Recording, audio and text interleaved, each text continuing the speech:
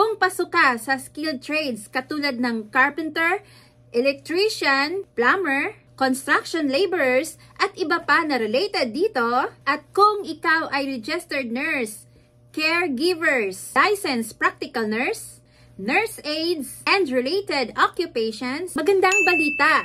May mga designated Canadian employers from New Brunswick na magkakaroon ng international recruitment event sa Pilipinas. Ngayong March 5, 2024 for skilled trades, virtual ito.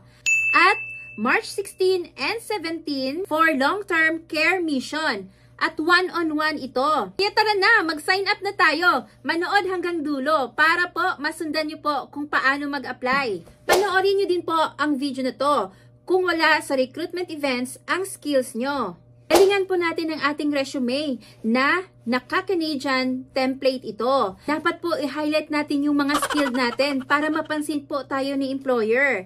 At gawa na din tayo ng cover letter. Kaya yan!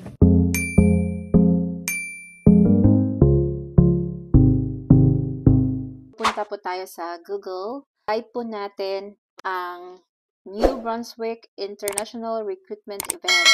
So, na-type ko na po siya kanina, kaya i-click ko na lang po siya. Yan.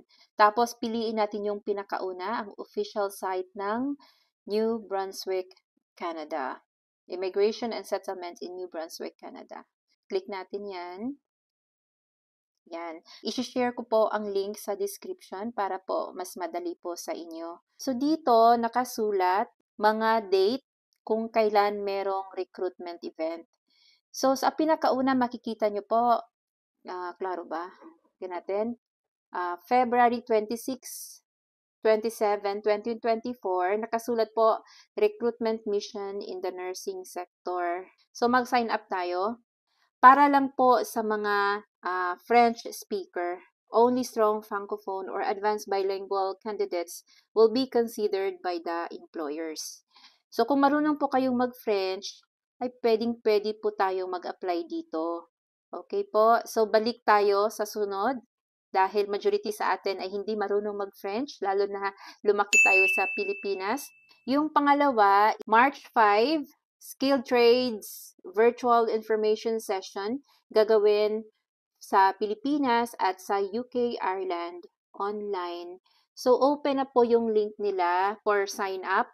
I-click na lang po natin yan. Ang kailangan nila dito ay carpenters, electricians, plumber, bricklayer, roofer, and construction laborer. Tapos, pipil upan natin dito. Kailangan tama ang pag-fill up natin dito, pati spelling, lahat po, walang mali. Pagpili nyo ng NOC kung saan po ang skills nyo dito, meron din naman din yan. Ayan, yan ang code at saka yung skills nyo. Tuloy-tuloy nyo lang, fill upan nyo. Tapos, huwag niyong kalimutan i-click ang privacy dito. Ito din, itong box na to.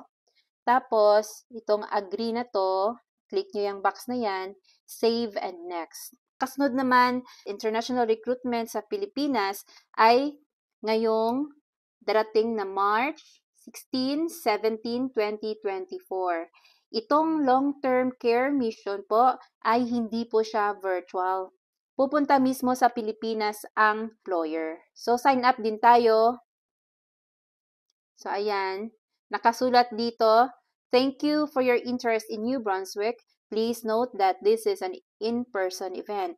Only selected candidates will be invited to the information session. Kung hindi po tayo napili o hindi po tayo shortlisted, ay wala pong pag-asa na malaman natin kung saan ang venue. Dahil ang sasabihan lang nila kung saan ang venue nito ay yung mga tao na sinelect ng employer. So, katulad kanina, pipilapan, lagay ang pangalan, apelyido, correct email natin. Ibig sabihin po, email, yun pong pang-professional na email, hindi po yung pang-email ng social media na ginagamit natin sa social media, hindi po yun. Kung halimbawa po, ang pangalan nyo is Pedro Jose, dapat pedrojose@gmail.com, pedrojose@yahoo.com, mga ganon. Pang-professional po na email ang gagamitin. So, ayan. So, pili po tayo dito ng desired date to attend in-person event. Meron namang selection dyan. Ayan, makapagpili ka. Manila, Cebu, yan, may petsa.